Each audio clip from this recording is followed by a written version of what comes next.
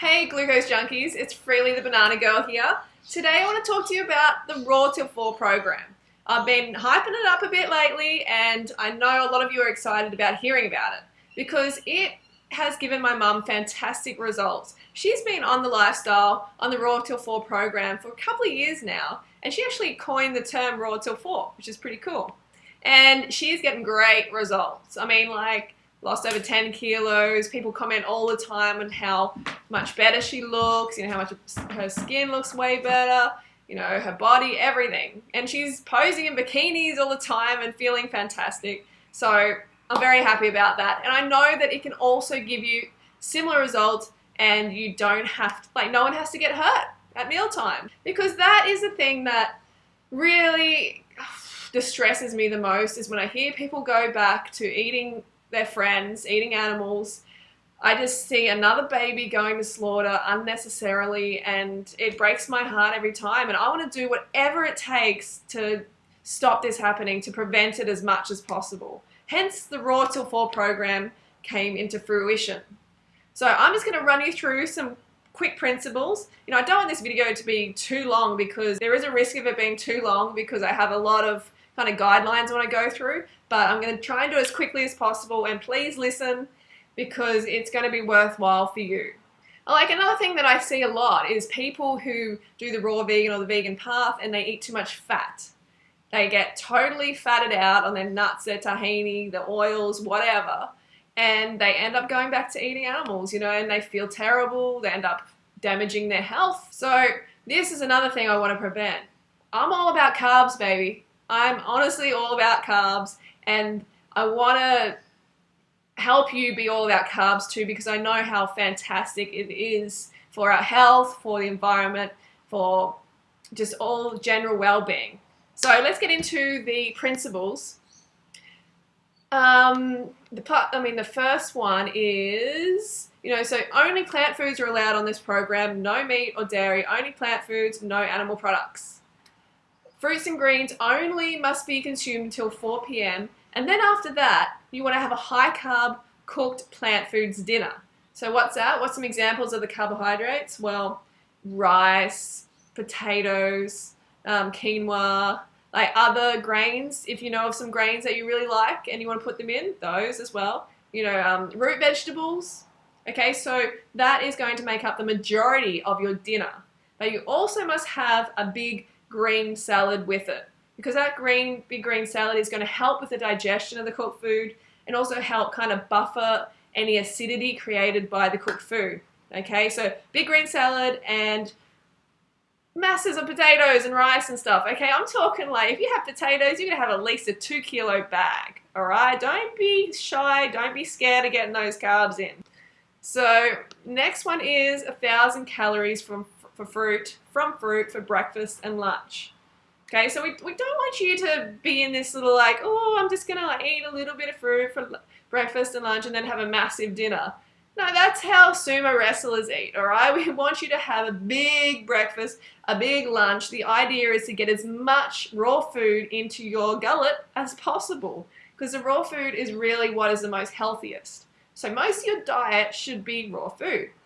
So at least 1,000 calories for breakfast, at least for dinner, at least for lunch, and then ideally over 1,000 calories from cooked high-carb vegan food.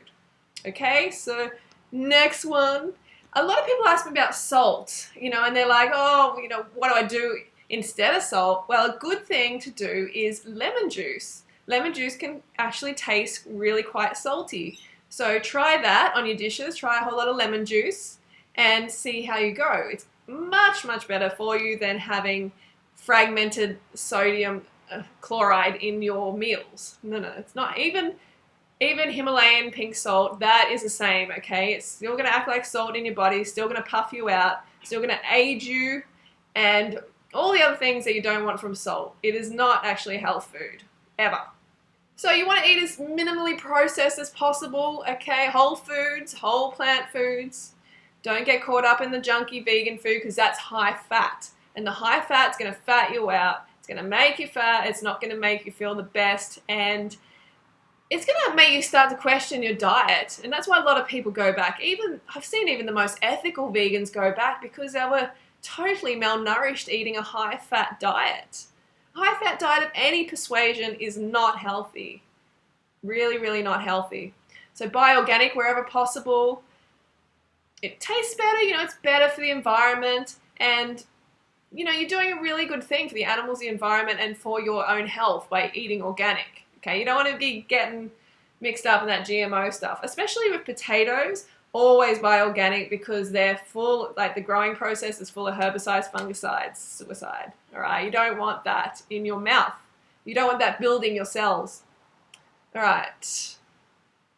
No sweet fruits, no sugar, anything like that after your cooked high-carb vegan dinner, because that's just going to ferment. It's going to mix in your colon with the cooked food, and you're going to get this full-on fermentation happening. You do not want that, all right? We don't want fermentation. We want it all to move through freely, okay? Because sugar is designed to move through your body quickly. It doesn't want to be held up. So cooked starches will hold the sugar up, and it can start to cause problems, all right? We don't want that. And I suggest that one day a week you go raw. You have a fully raw day, because that's just going to give your body a bit of a break from the cooked food, because it really, in nature, we would not have eaten the cooked food, so we want to be as raw as possible. So maybe choose a Monday where you're completely raw, you eat raw all day, okay? What else we have here? Okay, so chickpeas, beans, and lentils. I get questions about these all the time. Can we include them? Yes, but remember they're not a high carb food, so really just keep them as like a bit of a side dish, make up most of your plate with the carbohydrates and have them more of a side dish, because they can increase your fat percentage quite a bit if you have them as the main bit of your meal. All right, so keep the calories. The fat has to be below 10% of daily calories. If you don't know how to work that out, go to chronometer.com, punch in what you eat, and it will give you the percentage of fat, carbohydrates, and protein of what you're eating. So below 10% of calories. So you want to be above well above 80% of calories from carbohydrates is what I actually recommend. I think it's best to have at least 90%. So unlimited calories every single meal. Yes, unlimited, unlimited, unlimited. No calorie restriction here, no deprivation mentality. Kick that to the curb. That's a diet industry mentality.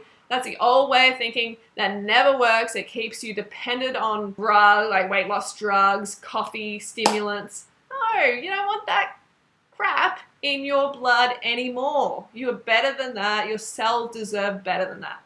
So fully carb up every single meal. Don't want to hear that you're calorie restricting, okay? Use herbs whenever you can in place of salt.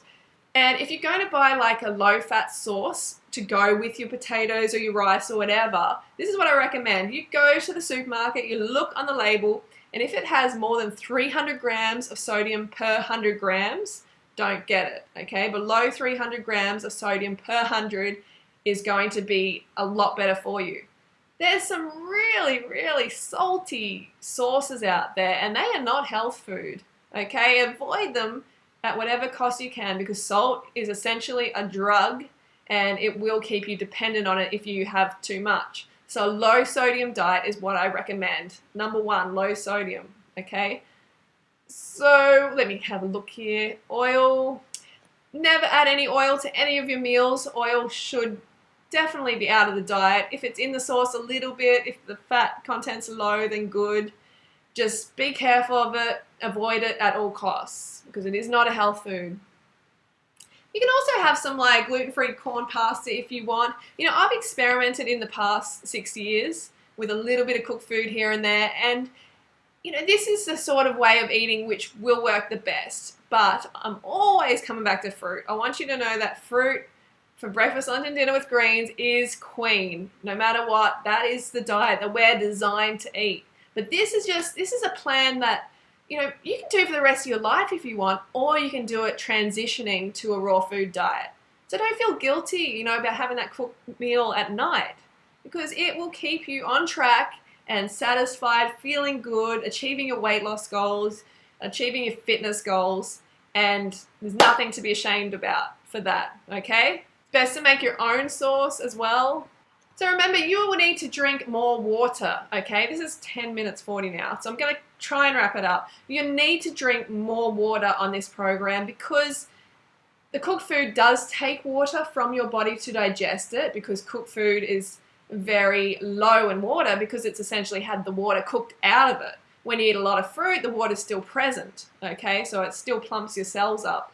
But the cooked food can dehydrate your cells. So you need more water. Make sure you're peeing clear, especially before bed. If you're not peeing clear before bed, just drink. Drink until you cannot, or drink until you're peeing clear before you go to bed. That will ensure that the process in the morning, the cleansing, your sleep, everything is going to be nice and balanced. And your elimination in the morning is going to be fluffy and hydrated. That's important. Also, exercise. Make sure you exercise as well. Like, that is going to help with the digestion of the cooked food, and it's going to pump it through quicker. So we don't want it to be stagnating around in your colon.